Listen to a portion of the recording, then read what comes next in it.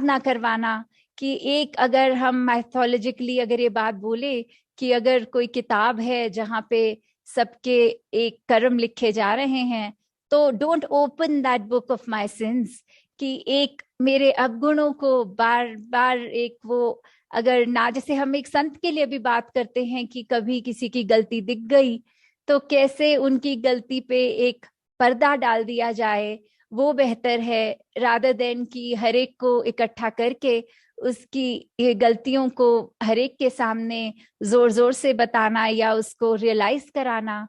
तो बस मतलब ये एक छोटे एक सारांश में कि अपने ऊपर फोकस करें, अपनी गलतियों को हम होने से दोहराने से बचाएं, और फिर इस परमात्मा में सुमिरन रूप जो गलतियां हुई उनकी रियलाइजेशन हुई तो उससे दातार ये बख्श दे। और आगे की जैसे पंक्तियां हैं, हाँ जी। तेरा रूप है ए संसार, सबदा भला करो करतार। मेरी मंग है ए दातार, तू ही निरंकार, एक तू ही निरंकार। तेरा रूप है ये संसार, कैसे ये परमात्मा ये निरंकार कण कण में रहता है, कण कण में उपस्थित है। तो कैसे, ये तो फैक्ट है। बस बात ये कि क्या हमारे पास वो निगाह है, वो नजर है कि हम कण कण में ये निरंकार को देख रहे हैं, कण कण से शिक्षा ले रहे हैं और हर एक को वो ड्यू रिस्पेक्ट दे रहे हैं। फिर चाहे बात वो ब्रह्मांड की हो, प्रकृति की हो, तो क्या हम गंदगी फैलाने का काम कर रहे हैं या इसके अंदर पॉजिटिवली कंट्रीब्यूट करके सुंदरता को बढ़ा रहे हैं? क्योंकि अगर हम एक तरफ तो ये कहते हैं कि हर एक में परमात्मा है और दूसरी तरफ इतनी वो डिस्ट्रक्शन का काम कर रहे हैं, तो फिर वो अगेन बात वही कि हम मुंह से तो शब्द बोल रहे हैं, उन पे चल नहीं रहे। कैसे वो हर एक इंसान के अंदर अगर हम वो रिस्पेक्ट दे पाए उनसे कि फिर वो कोई भेदभाव ना करते हुए उस हर एक इंसान में, चाहे उसकी कोई फाइनेंशियल क्राइटेरिया या कुछ और किसी तरह के भी वो भेदभाव के जो कारण आज दुनिया में बने हुए हैं, उसको ना देखते हुए सिर्फ यही भाव रख के कि हर एक में संसार है, ये निरंकार है, पूरे संसार में निरंकार है। तो तेरा रूप है ये संसार, सबदा भला करो करतार। तो अब क्या परमात्मा हमेशा भला नहीं कर रहा? परमात्मा तो हमेशा भला कर ही रहा है। तो फिर ये भी एक कोई इंस्ट्रक्शन नहीं दे रहे हम इस पंक्ति में निरंकार को कि सबका भला करो, नहीं। ये तो हमेशा भला करता आया है, करता ही जाएगा। पर क्या हम वो भले में अपनी निरंकार की रजा में रह पा रहे हैं? क्या एक कोई चीज अगर अच्छी हो रही है, हमारे नजरिए से वो अच्छी नहीं तो उसका बुरा घोषित कर रहे हैं, या उसमें भी कुछ अच्छा होगा ये विश्वास रख रहे हैं? क्या एक हम हर पल में ये मान रहे हैं कि ये निरंकार, इससे बेहतर हमारा कोई नहीं जानता और कोई अच्छी चीज ही हो रही है जो भी हो रहा है? तो ये तो हर पल भला करता जा रहा है। बस एक हमने ही अपने ऊपर वर्क करना है, काम करना है कि ये जो भी कर रहा है उसमें अपनी बेहतरी मान लें, समझ लें। एक ब्रॉडर पर्सपेक्टिव जो निरंकार का है, हमारी नजर तो बहुत नैरो ही एक सिचुएशन को एनालाइज कर पाती है। तो अपने फायदे के अनुसार जो हमारी ब्रेन एक हमें समझ बोलती है, तो मन एक कहता है ये चीज ठीक नहीं हो रही। तो ये परमात्मा तो हमेशा भला करता है और सारी स्थिति वैसे ही कर देता है जिसमें भला हो, फिर चाहे वो शारीरिक पीड़ा भी क्यों ना हो। तो कई बार एक हमारी कंप्लेन होती है कि हमारे शरीर का कोई एक सर्टेन अंग ट्रबल कर रहा है, दुख रहा है।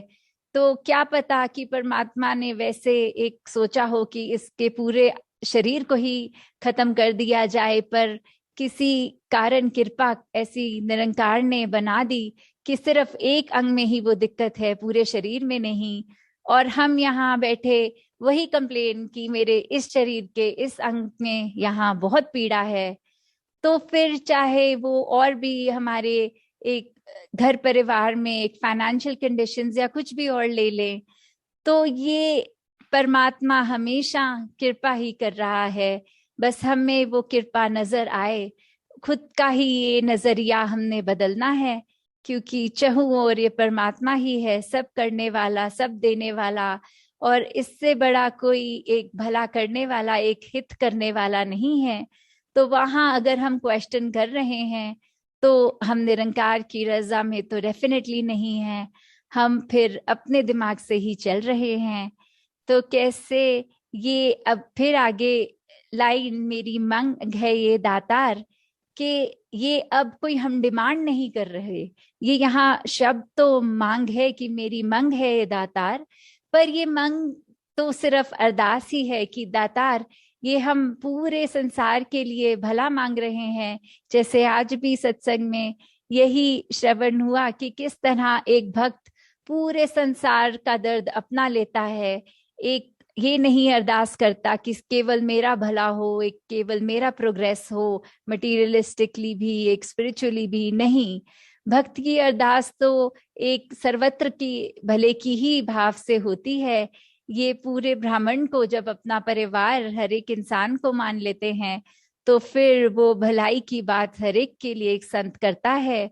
और कैसे फिर वही बात की मेरी मांग है दातार, तो हम यहाँ मांग को डिमांड नहीं कर रहे, एक केवल और केवल हम्बल होके ये झोली फैला के ये अरदास कर रहे हैं। क्योंकि अरदास भी वही कबूल होती है जो एक हित हर एक के लिए होती है। हम अपना दायरा अक्सर इतना नैरो कर लेते हैं कि पर्सनल अपने रिलेटेड ही अरदासें कर रहे होते हैं। तो अगर उन अरदासों से ऊपर उभरें और एक अपने ऊपर सेल्फ सेंटर्ड ना होके हर एक के लिए भला मांगेंगे, तो उसमें ऑटोमेटिकली हमारा भी एक, सब में तो इंक्लूजन है, सभी का अंग हम भी हैं। तो एक अपने दिमाग को इतना छोटा ना कर लें कि सिर्फ खुद को ही इतनी प्राथमिकता दे दें कि मेरा ये कार्य अटका है, हो जाए प्रभु, मेरा एक ये चीज सही हो जाए। तो जब हर एक का भला वैसे ही निरंकार कर रहा है, पर अगर अरदास जब भी करनी है हर एक के लिए ही की जाए, अपने लिए ना की जाए। तो आगे की भी जैसे पंक्तियां हैं। हाँ जी। मेरा डोले ना इतबार, बख्शो श्रद्धा भक्ति प्यार, करा मैं संता दा सत्कार, तू ही निरंकार, एक तू ही निरंकार। तो कैसे एक अपने फेथ की यहाँ बात आई कि मेरा डोले ना इतबार, कि अब जहाँ ये ब्रह्म ज्ञान की दात प्राप्त हो गई, इस सच्चाई से वाकिफ भी हो गए हैं, तो फिर ये भक्ति का जीवन शुरू करने के लिए एसेंशियल जो सबसे है वो विश्वास की ही बात होती है। क्योंकि वही विश्वास है जो हमको एक अंदर से स्पिरिचुअली ग्रो करवा सकता है। नहीं तो हम हर एक चीज पे क्वेश्चन उस तरह करने लग गए कि ये ऐसा है, वैसा है, ये इस तरह क्यों नहीं है, तो फिर वही बात की निरंकार की रजा को तो मान नहीं रहे हैं। अपने लिए हमने अपनी भलाई कुछ और ही चॉक आउट की हुई है, कुछ और ही सोच रखी है। तो फिर वो वैसा नहीं होगा, हमारा विश्वास डगमगाएगा। और आजकल तो खास करके संसार में, चाहे वो सोशल मीडिया एस्पेक्ट लें या वैसे ही इतने भ्रमित करने वाले इंसान इस संसार में हैं, तो कैसे हम अगर सभी की बातों में आ जाएं और खुद अपनी चेतनता ना यूज करें, इस निरंकार में लीन ना रहें, तो फिर ये भ्रम जीवन में अवश्य आएंगे। तो ये भी बात फिर कोई गारंटी नहीं हुई कि हमने भ्रमों से मुक्त होने के लिए तो ये ब्रह्म ज्ञान लिया, और फिर ये ब्रह्म ज्ञान लेने के बाद भी उन्हीं उलझनों में, उन्हीं भ्रमों में फंस गए, तो वो निरंकार में ही वापस हमारा ब्रह्म ज्ञान चला गया। हम चाहे थ्योरेटिकली सोच भी लें कि दास या दासी ने तो ज्ञान लिया है, पर अगर वो जीवन में नहीं उतरा तो वो ना लेने के बराबर ही है। तो कैसे ये एतबार सबसे बड़ी चीज, ये ना डोले तभी भक्ति संभव हो पाती है। और बख्शो श्रद्धा भक्ति प्यार, कि कैसे फिर यही अरदास कि ये जीवन में ये ह्यूमन वैल्यूज की, एक इंसान है तो इंसान बनने की बात, कि श्रद्धा भक्ति प्यार ऐसे अनेक गुण जब होंगे तो ही भक्ति मुकम्मल हो सकती है।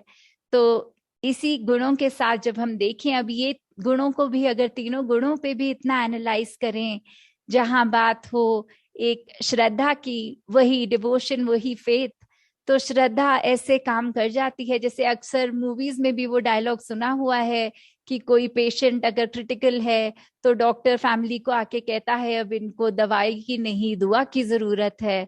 तो कैसे वो फेथ की बात की, अब दवाई ने जो काम करना था कर दिया, अब सिर्फ ये विश्वास रखो तो ही क्योर हो सकता है, नहीं तो नहीं होंगे। तो कैसे ये श्रद्धा भाव मन में रहे, ये भक्ति, भक्ति को भी अब कैसे करना है। एक भक्त सिर्फ उसलिए करना है कि हर कोई कर रहा है, भेड़ चाल में हम भी थोड़े नजर आए कि स्पिरिचुअल हैं, या फिर एक हमने भक्ति को भी एक किसी शरीर के साथ बांध लिया है। तो भक्ति तो हमेशा मन की भक्ति होती है कि कैसे हमने मन से भक्ति करनी है। ये जब तक इस प्रभु परमात्मा निरंकार या उसका जिस एक भी वास शरीर में, तो कैसे अपने गुरु के प्रति, इस निरंकार के प्रति जब हम भक्ति कर रहे हैं, तो क्या वो गुरु के शरीर से ही जुड़ रहे हैं तो भी भक्ति एक भक्ति नहीं कहला सकती।